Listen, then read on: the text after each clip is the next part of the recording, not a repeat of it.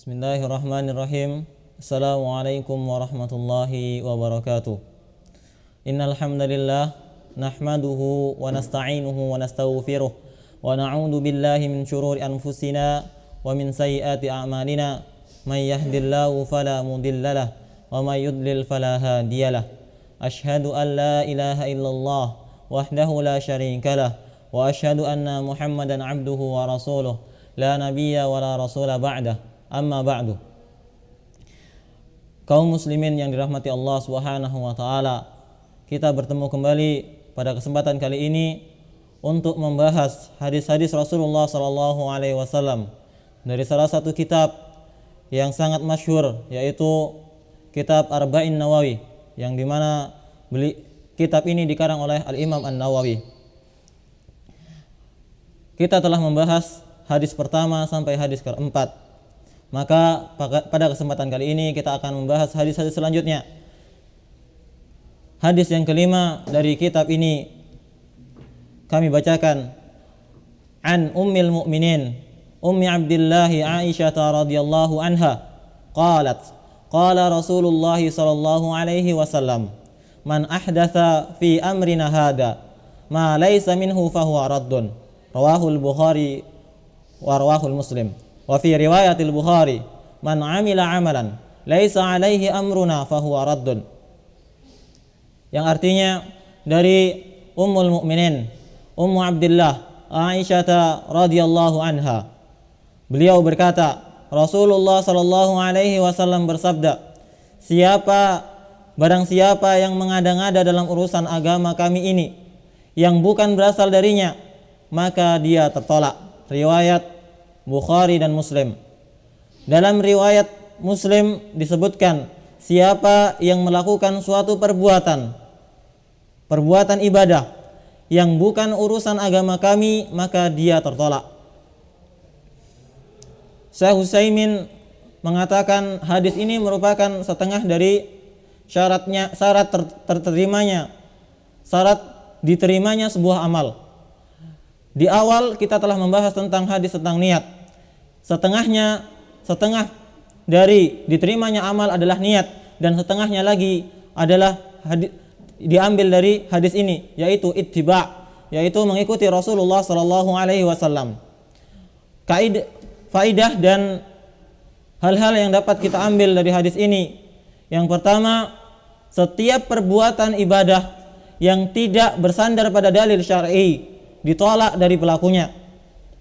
Jadi kaum muslimin, kita harus memperhatikan setiap ibadah kita. Apakah ibadah kita ada dasarnya, ada dalilnya dari Allah dan dari Rasulnya? Apakah telah diperintahkan oleh Allah dan Rasulnya? Karena ibadah merupakan hal yang diwajibkan, dan karena ibadah merupakan amalan yang datangnya dari Allah dan Rasulnya, dan hanya datang dari Allah dan Rasulnya. Yang kedua, larangan dari perbuatan bid'ah yang buruk berdasarkan syariat. Yang ketiga, Islam adalah agama yang berdasarkan ittiba', sebagaimana tadi kami sampaikan, yaitu mengikuti dan berdasarkan dalil. Jadi ibadah yang kita lakukan harus mengikuti Rasulullah sebagai contoh dan mengikuti dalil-dalil dari Allah dan Rasulnya.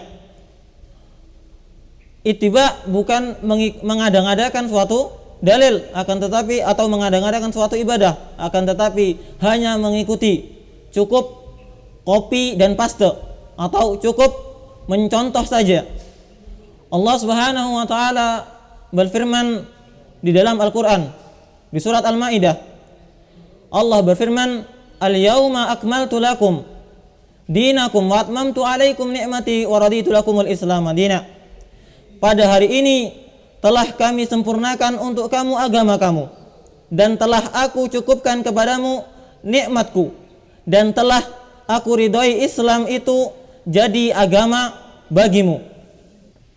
Al-Hafidz Ibnu Katsir berkata dalam tafsirnya, ayat ini menunjukkan nikmat Allah yang paling besar, yaitu ketika Allah menyempurnakan agama bagi manusia sehingga mereka tidak lagi membutuhkan agama selain Islam, tidak membutuhkan seorang nabi pun selain Nabi kita Muhammad sallallahu alaihi wasallam.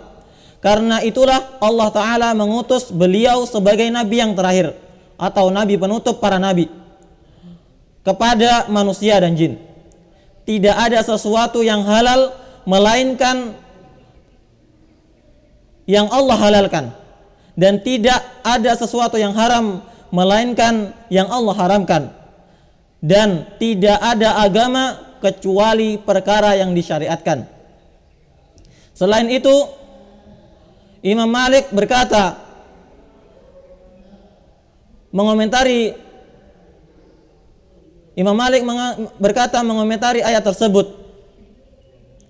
Beliau berkata, barang siapa yang mengada-ngadakan suatu amalan, menganggap amalan tersebut baik, maka ia telah menganggap Rasulullah SAW berkhianat dalam risalah.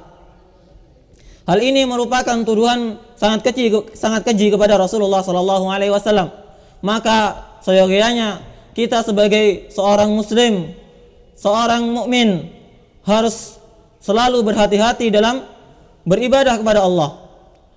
Karena ketika kita mengada-ngadakan suatu ibadah, ancamannya kita telah menganggap Rasulullah SAW berkhianat tentang risalah. Selain itu, faedah selanjutnya yang dapat kita ambil dari hadis tersebut adalah agama Islam adalah agama yang sempurna. Maka tidak perlu ada tambahan, tidak perlu juga dikurangi, atau tidak perlu juga kita untuk mengimprovisasi atau merubah-rubah lagi apa yang telah disyariatkan oleh Allah dan Rasulnya. Maka semoga kita dapat menjadi seorang muslim yang baik, yang selalu mengikuti Rasulullah SAW. Hadis yang selanjutnya yaitu hadis yang ke-6. An Abdillah Nu'man ibn Bashir radhiyallahu anhuma qala sami'tu Rasulullah sallallahu alaihi wasallam yaqul innal halala bayyinun wa innal harama bayyinun wa bainahuma umurun mushtabihat la ya'lamuhunna katsirun minan nas faman ittaqa syubhati faqad istabra'a li dinihi wa 'irdihi wa man waqa'a fi syubhati waqa'a fil haram karra'i yar'a hawla al-hima yushiku an yarta'a fihi ala wa inna likulli malikin hima ala wa inna himallahi maharimuh ala wa inna fil jasadi mudghah fa idza salahat salahal jasadu kulluh wa idza fasadu jasadu kulluh ala wa hiya qalbu rawahul Bukhari wal Muslim. Yang artinya dari Abu Abdullah Nu'man bin Bashir radhiyallahu anhuma, dia berkata saya mendengar Rasulullah sallallahu alaihi wasallam bersabda, sesungguhnya yang halal itu jelas dan yang haram itu jelas. Di antara keduanya terdapat perkara-perkara syubhat atau yang samar-samar yang tidak diketahui oleh orang banyak. Maka siapa yang takut terhadap syubhat berarti dia telah menyelamatkan agamanya dan kehormatannya. Dan siapa yang terjerumus dalam perkara yang diharamkan, sebagaimana pengembala yang mengembalakan hewan gembalaannya di sekitar ladang yang dilarang untuk memasukinya, maka lambat laun dia akan memasukinya. Ketahuilah bahwa setiap raja memiliki larangan, dan larangan Allah adalah apa yang diharamkannya. Ketahuilah bahwa dalam diri ini terdapat segumpal daging. Jika dia baik, maka baiklah seluruh amalnya, seluruh tubuhnya. dan jika dia rusak maka akan rusak pula setiap tubuhnya, seluruh amalnya. Ketahuilah bahwa dia adalah hati. Riwayat Bukhari dan Muslim. Hadis ini merupakan salah satu landasan pokok dari syariat. Abu Daud berkata, Islam itu berkisar pada 4 hadis, kemudian menyebutkan hadis ini salah satunya. Selain itu, kandungan yang dapat kita ambil atau faedah yang dapat kita ambil dari hadis-hadis ini, dari hadis ini adalah yang pertama, termasuk sikap wara'.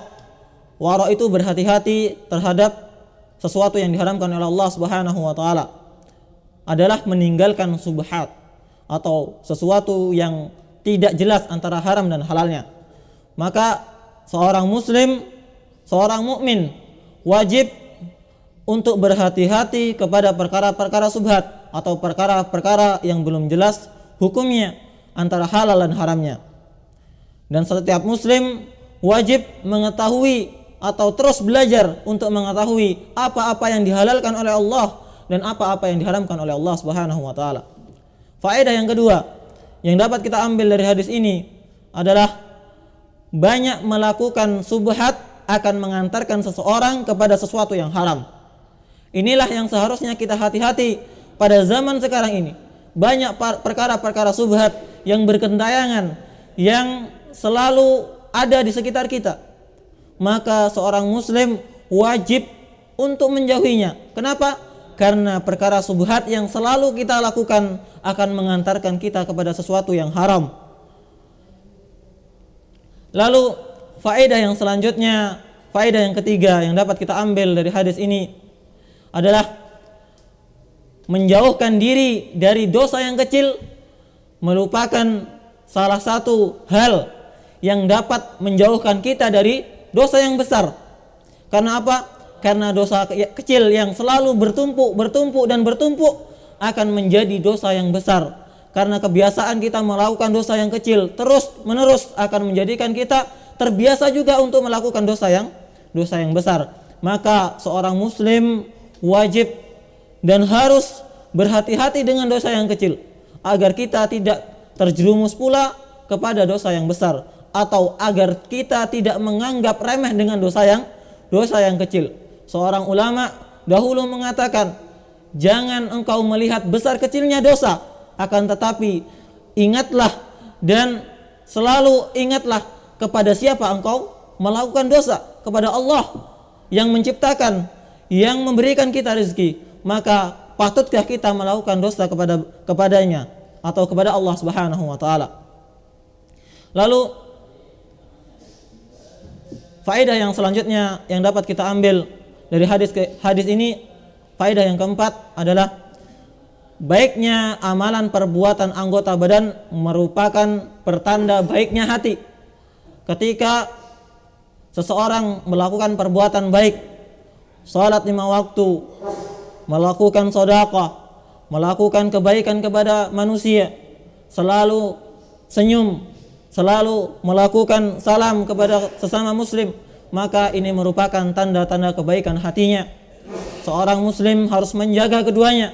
Seorang muslim harus menjaga kedua hal tersebut, menjaga hatinya dan amal perbuatannya. Tanda baiknya hati seseorang, maka amalnya juga akan pasti baik. Maka membuahkan amalan yang baik. Ketika hatinya baik, membuahkan amal yang baik. Hadis selanjutnya, faedah yang selanjutnya yang dapat kita ambil, faedah yang keenam yang dapat kita ambil dari hadis ini, yaitu pertanda ketakwaan seseorang jika dia meninggalkan perkara-perkara yang diperbolehkan karena khawatir terjerumus pada hal-hal yang diharamkan. Salah satu tanda yang dapat memperlihatkan seorang mukmin baik dalam keislamannya adalah ia berhati-hati kepada hal yang boleh dilakukan untuk berhati-hati dalam melakukan sesuatu yang diharamkan oleh Allah. Karena dia khawatir ketika dia melakukan sesuatu yang dihalalkan tapi terbiasa untuk waktu yang lama sampai dia mungkin lalai. Contohnya, kita boleh bermain HP setiap hari, boleh. Akan tetapi ketika permainan HP ini menjadikan kita lalai kepada Allah Subhanahu wa taala, maka seorang muslim wajib berhati-hati kepada sesuatu yang dibolehkan tersebut. Jangan sampai sesuatu yang dibolehkan ini menjadikan kita lalai kepada Allah Subhanahu wa taala. Dalam Talbis Iblis, salah satu kitab yang menerangkan tentang bagaimana iblis menjerumuskan manusia, salah satunya yaitu ketika manusia pertama kali, maka ia akan digoda oleh iblis dengan sesuatu yang haram. Ketika seorang manusia dapat lewat dengan sesuatu yang haram, maka ia akan digoda dengan sesuatu yang makruh, yang dibenci oleh Allah Subhanahu wa taala.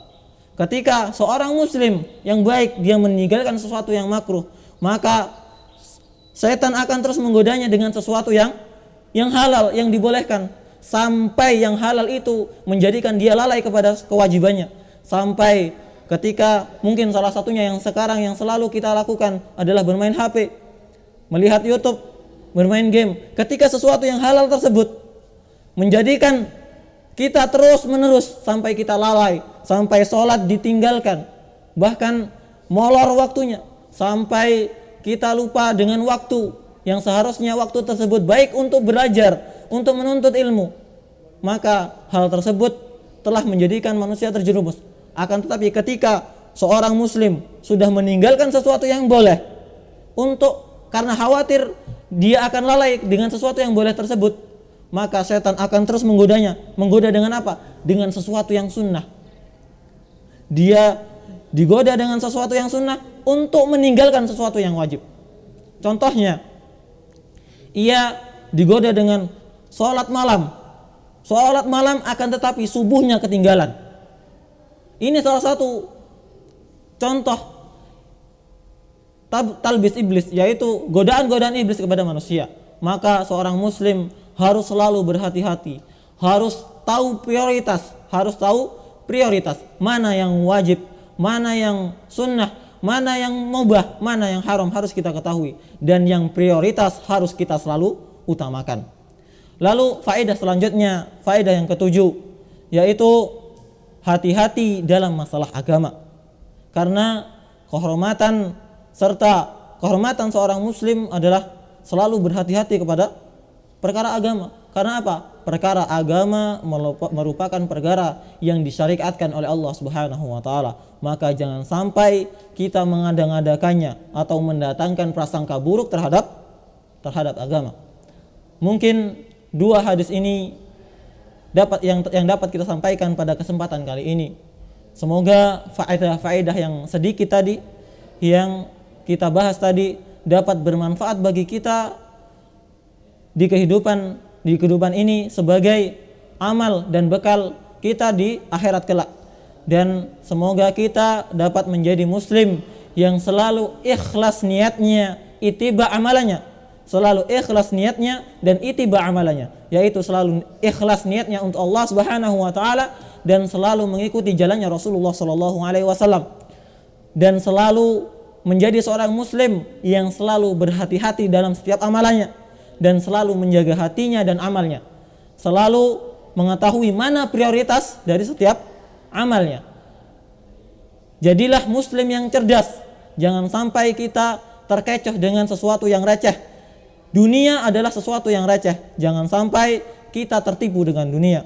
Mungkin cukup ini yang dapat kita sampaikan dalam kesempatan kali ini. Semoga ilmu yang kita dapatkan pada kesempatan kali ini dapat menjadi bekal kita di akhirat. Teruslah belajar, karena ilmu agama sangat luas. Teruslah belajar dan teruslah belajar. Wa akhiran, wassalamualaikum warahmatullahi wabarakatuh.